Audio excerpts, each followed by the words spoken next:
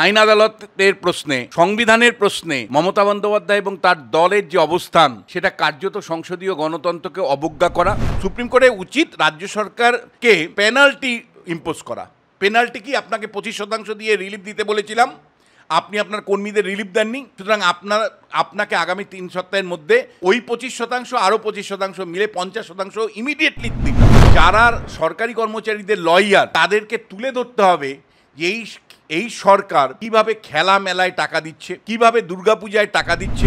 Supreme court রাজ্য সরকারকে সরাসরি নির্দেশ দিয়েছিলেন যেন ডিএর বকেয়া কিছু অংশ মিটিয়ে দেওয়া হয় সরকারি কর্মচারীদের, কিন্তু রাজ্য সরকার তা মেটায়নি। উল্টে আদালত অবমাননার মামলায় রাজ্য সরকার পাল্টা পিটিশন দাখিল করে সুপ্রিম কোর্টে। কাল সেই মামলার হাই ভোল্টেজ শুনানি। প্রশ্ন অনেক এবং সব প্রশ্নের উত্তর আজকে আমাদের সঙ্গে এই মুহূর্তে আছেন বিশ্লেষণে বিশ্বনাথ চক্রবর্তী। অধ্যাপক স্যার, প্রথমেই দ্য ইন্ডিপেন্ডেন্ট বেঙ্গলে স্বাগত।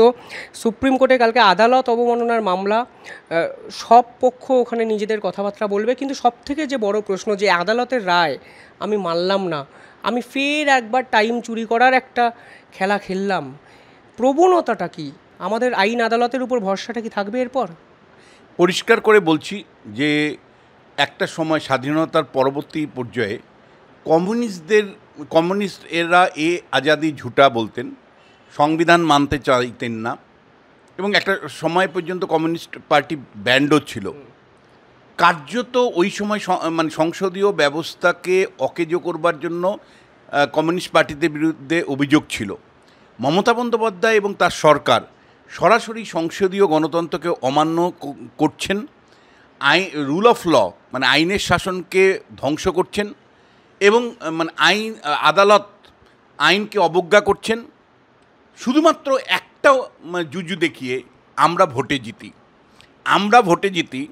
সুতরাং আমরা কোর্টের রায়কে মানব না, আমরা ভোটে জিতি, সুতরাং সেই কারণে আমরা আইন আদালতকে অবজ্ঞা করতে পারি, নানা উপায়ে আদালতের যে রায়গুলো সেগুলোকে নানা অছিলায় ফেলে রাখতে পারি। ফলে এটা কার্যত বলা যায় যে কমিউনিস্টরা যেভাবে 50-60-এর দশকের সমালোচিত হতেন, তৃণমূল কংগ্রেস আরেকটা কমিউনিস্টের মতন, 50-60-এর দশকের কমিউনিস্টরা যেন ফিরে এসছে পশ্চিমবাংলায়।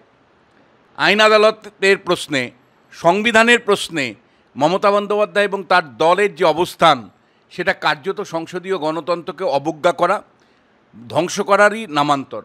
দেখো, পরিষ্কার করে বলছি, যেই সময় উনি পিটিশন করছেন, মমতা বন্দ্যোপাধ্যায় সরকার পিটিশন করছেন যে আমরা হুজুর 6 মাস আমাদের আমরা দিতে পারছি না, আরও 6 মাস পিছিয়ে দিন, সেই সময় মমতা বন্দ্যোপাধ্যায় ক্লাবগুলোকে অনুদান 85,000 থেকে বাড়িয়ে 1,10,000 করলো, মানে 25,000 ক্লাব পিছু বাড়ালো, ক্লাবের সংখ্যা বাড়ালো। আপনি খেলা মেলার থেকে শুরু করে ক্লাবের অনুদান দিয়ে ভোট কিনছেন, এবং একই সময় যেটা সরকারের কাজ নয় সেই কাজটা আপনি দিনের পর দিন করছেন। আপনাকে কে বলেছিল দীঘাতে এত হাজার কোটি টাকা খরচা করে মন্দির তৈরি করতে? কে আপনাকে বলেছিল যে একের পর এক ভাতা যেগুলো আপনি দিচ্ছেন সেগুলো বড়লোকও পাচ্ছে, গরিবও পাচ্ছে? আমরা তো সবাই জানি যে ডেভেলপমেন্টকে যদি সত্যি এগিয়ে নিয়ে যেতে হয়, সবচেয়ে প্রান্তিক মানুষকে আপনি ভাতা দিন, আমাদের তো আপত্তির কোনো কারণ নেই। আপনি লক্ষ্মীর ভাণ্ডার যদি সবচেয়ে দুর্বলতর মানুষকে দেন এবং যা দিচ্ছেন সেটা অন্তত 4 গুণ বাড়িয়ে দেন, আমাদের কোনো আপত্তি নেই। কিন্তু আপনি কি করছেন? ভোট কেনার জন্য যে লোকটার বড় দোকানদার, তার বউরাও পাচ্ছে লক্ষ্মীর ভাণ্ডার, আবার একেবারে মার্জিনালাইজড ক্লাসও পাচ্ছে। তার মানে আপনি বড় লোকে তেলের মাথায় তেল ঢালছেন, আবার গরিব মানুষকে যতটুকু পাওয়ার কথা ততটুকু দিচ্ছেন না। ফলে সব মিলে তুমি যদি দেখো, তাহলে তৃণমূল কংগ্রেস যে পলিটিক্যাল ইকোনমিটা তৈরি করেছে, সেই পলিটিক্যাল ইকোনমির মধ্যেই লুকিয়ে আছে কেন আইন আদালত তারা মানতে চাইছে না। এই ডিএ মামলা, এটা তো আজকে শুরু হয়নি, স্যাট থেকে শুরু হয়েছিল কয়েক বছর আগে।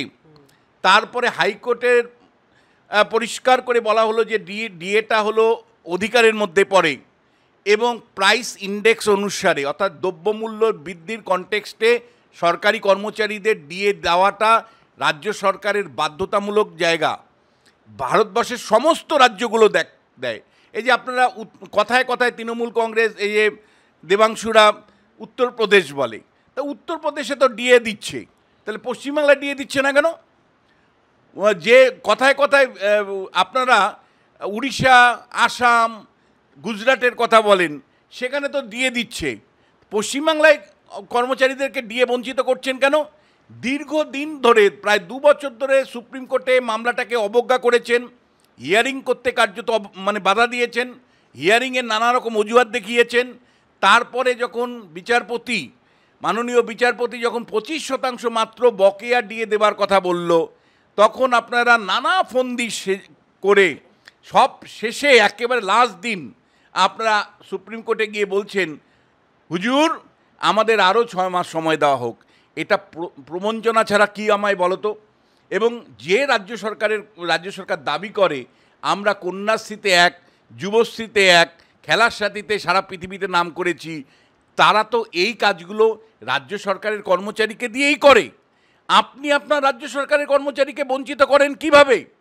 একই রাজ্য সরকারের কর্মচারী এবং কেন্দ্রীয় সরকারের কর্মচারী একই বাজার থেকে, দমদম বাজার থেকে, অথবা নাগেরবাজার বাজার থেকে, অথবা বেহালা বাজার থেকে, বা মানে বৈঠকখানা বাজার থেকে, মানিকতলা বাজার থেকে যখন বাজার করে, তাহলে একজন সরকারি কর্মচারী একেবারে কম মায়না দিয়ে, রাজ্য সরকারের কর্মচারী একেবারে কম মায়না নিয়ে বাজারে যায় থলি নিয়ে, আর পূর্ণাঙ্গ মানে পুরো ডিএ নিয়ে একজন কেন্দ্রীয় সরকারি কর্মচারী বাজারে যান।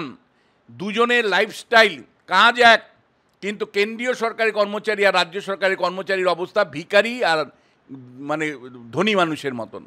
ফলে রাজ্য সরকারি কর্মচারীকে ভিখারি করে রাখার এখতিয়ার আপনার নেই। আপনি কেন দ্রব্যমূল্যের বৃদ্ধির কনটেক্সটে কেন আপনি সরকারি কর্মচারীদের ডিএ দেবেন না? এবং আদালত আদেশ দেওয়ার পরেও, একটার পর একটা আদালত আদেশ দেওয়ার পরেও যেভাবে অবজ্ঞা করছেন, কোটি কোটি টাকা, কয়েকশো কোটি টাকা খরচা করেছেন কেবলমাত্র উকিলদের খরচা দেবার জন্য, কিন্তু ডিএ আপনি কিছুতেই দিচ্ছেন না। আমার প্রশ্নটা হচ্ছে, এইভাবে যদি কনস্টিটিউশনকে অবজ্ঞা করা হয়, সুপ্রিম কোর্টের রায়কে যদি অস্বীকার করা হয় এবং নানা অছিলা দেখানো হয়, এবং যেটা ধারাবাহিকভাবে তৃণমূল কংগ্রেস করছে, তাতে খুব পরিষ্কার প্রতিপন্ন হয় তৃণমূল কংগ্রেস সংবিধান বিরোধী অবস্থান নিচ্ছেন, আইন আদালত বিরোধী অবস্থান নিচ্ছেন, আইনের শাসনের বিপরীতে গিয়ে কাজ করছেন। এটা অনেকটাই, আবারও বলছি, 50-60-এর দশকে যেভাবে কমিউনিস্টদের বিরুদ্ধে গণতন্ত্র বা সংসদীয় ব্যবস্থা ধ্বংস করবার অভিযোগ উঠত, বা সংবিধানকে অস্বীকার করে এই আজাদি ঝুটা হয় বা এই সংবিধান মানি না, এই যে অবস্থান 50-60-এর দশকে কমিউনিস্টদের ছিল, সেই 50-60-এর দশকে কমিউনিস্টদের রাজনৈতিক অবস্থান, সংবিধান বিরোধী অবস্থান তৃণমূল কংগ্রেস এবং তার সরকার ফিরিয়ে আনলো। এটা কি আপনি কি বলবেন, সীমাহীন ঔদ্ধত্য এবং পাশাপাশি নাগরিক হয়ে, এই দেশের নাগরিক হয়ে কালকে সুপ্রিম কোর্টের থেকে আপনার এক্সপেকটেশন কি থাকবে? প্রথমত বলবো যে উদ্ধতটা এসছে পশ্চিমবাংলার জনগণের জন্য। পশ্চিমবাংলার জনগণ যেমন তেমনই সরকার তারা পেয়েছে। পশ্চিমবাংলার জনগণের জন্যই 34 বছর বামেরা সরকার শাসন করেছে, আর পশ্চিমবাংলার জনগণের জন্যই তৃণমূল কংগ্রেস এত অন্যায়, অবিচার, অত্যাচার, লাঞ্ছনা মানুষের প্রতি করেও তারা কিন্তু শাসন করে যাচ্ছে। আগামী আরও কত 100 বছর করবে ঈশ্বর জানে। কিন্তু যেটা প্রশ্ন হচ্ছে, ঘন ঘন যদি মানুষ সরকার পরিবর্তন করতে পারত, পশ্চিমবাংলার মানুষ যদি বুদ্ধির সাথে 34 বছর বামফ্রন্টকে না রেখে দ্রুততার সাথে বামফ্রন্টকে সরিয়ে দিত, তাহলে অনেক কাজ এক্সপেক্ট করতে পারত। একইভাবে তৃণমূল কংগ্রেসকে যদি 5 বছর পরে সরিয়ে দিতে পারত, তাহলে নতুন আরেকটা সরকার নতুন স্বপ্ন, নতুন উদ্যোগ নিয়ে কাজ করত। এখন মন্ত্রীরা ভাবে আমরা তো জিতবই হাজার হাজার ভোটে, আমাদের কাজ করার কি আছে। মমতা বন্দ্যোপাধ্যায় ভাবে যে নির্বাচন আসলেই বাংলা বাঙালি শুরু করে দিব, হিন্দু মুসলমান শুরু করে দিব, এনআরসি শুরু করে দিব, আর সব মানুষ ভয় পেয়ে আমাকে ভোট দিবে। ফলে এই খেলাটা বুঝে গেছে, সেই কারণেই উদ্ধত আচরণ। এমএলএরা জানে লাখ লাখ ভোটে আমাদেরকে জেতাবে। এখানে শওকত মোল্লা আছেন, ও কি জানে না যে কিভাবে কি কায়দায় ভোটটা হবে? ফলে ও আগের থেকেই জানে কয়েক লাখ ভোটে জিতবো। ফলে ও যদি উদ্যত না হয়, ওরা যদি উদ্যত না হয়, তৃণমূল যদি উদ্যত না হয়, কে উদ্যত হবে?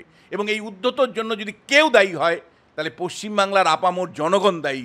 কারণ জনগণ কিন্তু একধারে 34 বছরের বামেদেরও রেখে দিয়েছিল সরকার পরিবর্তন না করে, আবার তৃণমূলকেও 15 বছর পরে আরও কত বছর রাখবে ঈশ্বর জানে। ফলে পশ্চিমবাংলার বাঙালিকে, বাংলার মানুষকে, বাংলার ভোটারকে নিয়ে এটা নিয়ে চিন্তা করতে হবে যে বছরকে বছর আপনারা যেভাবে সরকার রেখে দেন তার থেকেই কিন্তু আপনাদের দুর্দশা তৈরি হয়। না, সুপ্রিম কোর্টের থেকে এক্সপেকটেশন কী থাকবে কালকে সাধারণ নাগরিক হিসেবে আপনার?